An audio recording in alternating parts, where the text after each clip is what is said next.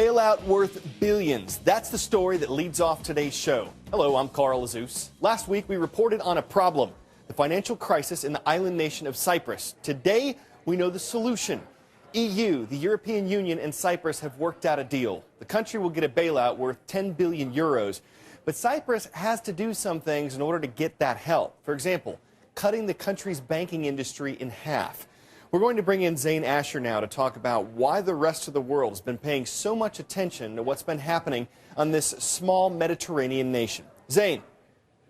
Hi, Carl. You've probably been hearing a lot about Cyprus lately and the fact that it's been a big worry to people who participate in the stock market. But why? That might be your question. Basically, Cyprus's banking system has gotten too big and it is at risk of collapsing. Cyprus is part of the Eurozone. It's made up of 17 countries that all use the euro as their currency, much like we use the dollar. Because these nations are all very interconnected through that common link, a problem in one can easily ripple to cause problems in another. That's the worry for the stock market because much like the Eurozone, the global economy is all interconnected too.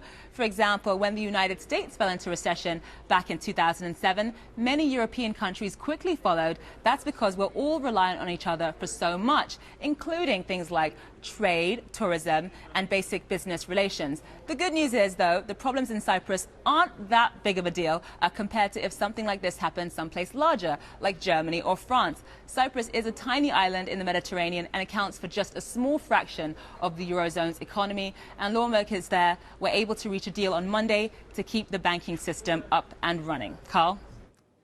Thanks, Zain. Now, this week, the U.S. Supreme Court is hearing arguments about a couple of cases that deal with the same subject, same-sex marriage. It's a controversial issue, a lot of emotion on both sides of it. We're going to lay the groundwork so we know exactly where the court is starting from. Right now, same-sex marriage is legal in 9 states, the ones you see highlighted on this map. It's also legal in Washington, D.C. 12 other states have laws that recognize civil unions or domestic partnerships. In those states, same-sex couples get some of the same benefits as other couples, but without full marriage rights. The remaining 29 states have changed their constitutions to include a ban on same-sex marriage, so it's illegal in those states. Those are the laws that the Supreme Court will be looking at. Today, the court is considering Proposition 8. That was the name of the ban on same-sex marriage in California. When it was on the ballot in 2008, voters approved the ban by a margin of 52% to 48%. Now keep in mind this is a court case, so the Supreme Court is going to be looking at the legal definition of marriage. On one side, the argument is that this is about civil rights. When we talk about fundamental rights as it relates to the Constitution, we are talking about those rights that we as a nation designated as being some of the most sacred of all the rights we can have. And 14 times, the United States Supreme Court has described marriage as a fundamental right. The legal argument on the other side is that this issue should be decided at the state level. Americans on both sides of this issue are deeply invested in this debate on marriage. We don't need a 50-state solution presented by the Supreme Court when our democratic institutions are perfectly capable of handling this issue. And that's really what the court is going to decide, whether it's going to impose a redefinition of marriage upon all Americans or whether we're going to be allowed to continue to work on this together state by state. One example of how interested some people are in this case, the lines started forming last Friday in the snow to try to get a seat inside today's hearing. The court's ruling isn't expected until sometime this summer. Today's shout out goes out to Miss Brown's Honors Law and Justice classes at Apex High School in Apex, North Carolina. Which of these can be caused by an algae bloom? You know what to do. Is it a riptide, neap tide, red tide, or tsunami? You've got 3 seconds. Go.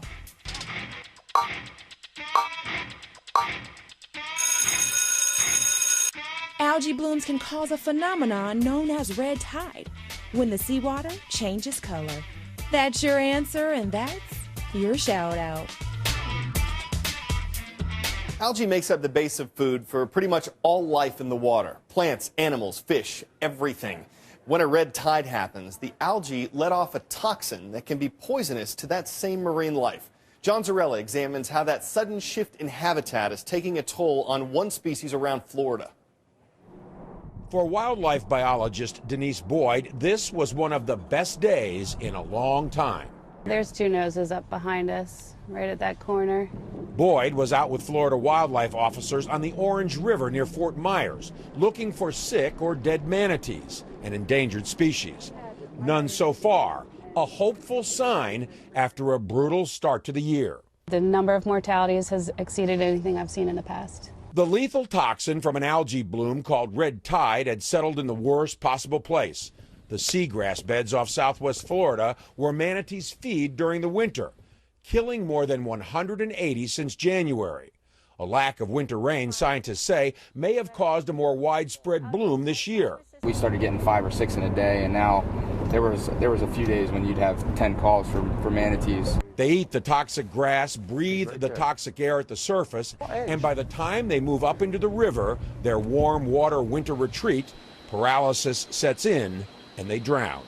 Wildlife officers say it's a good sign when they're approaching a manatee and it's moving to get out of the way, because when they're sick with the toxin in them, they usually just sit there. But even when the creatures are in distress from the toxin, it's not too late. If they're found, they can be saved. If we get them to fresh water, they'll get rid of the toxin, and once it's out of their system, then they're feeling like a new manatee. Virginia Edmonds is the animal care manager at Tampa's Lowry Park Zoo. The lucky ones, the dozen or so that have been rescued, are brought here. To keep them from drowning, their heads are held out of the water until the toxin clears their system.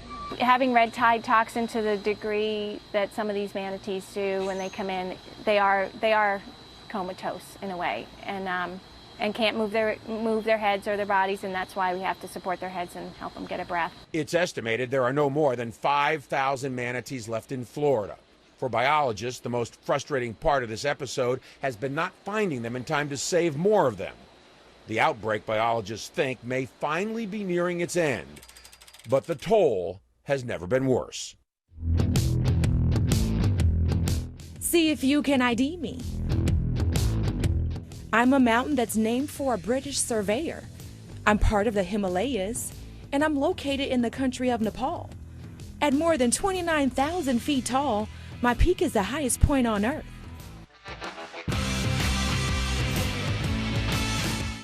I'm Mount Everest, and the first people to reach my summit were Edmund Hillary and Tenzing Norgay.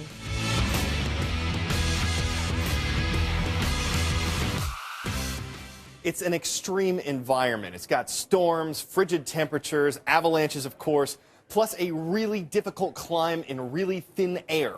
Most people who actually try to summit Mount Everest don't make it. Think about this. It takes more than a week of hiking just to get to base camp. It's about a 70-mile journey.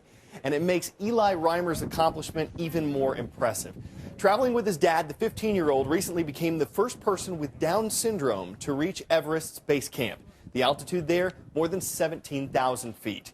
Eli did it to raise money and awareness for kids with disabilities. He trained for a year to make the climb, and his father said Eli was leading all the way. Seniors, we know you've got a lot on your minds with school winding down, prom, graduation, how to get on CNN Student News.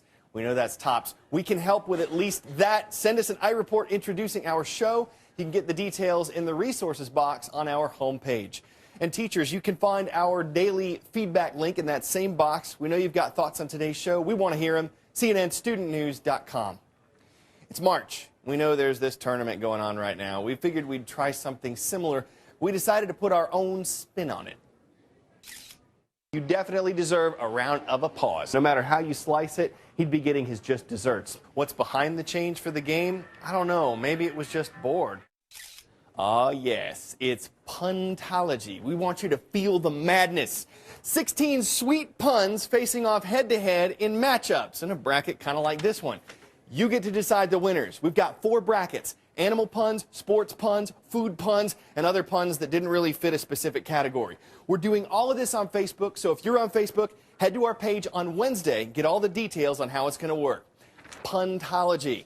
It's not serious. It's just for fun. Keep an eye out for the punning games this week, and we hope you have a great rest of your day.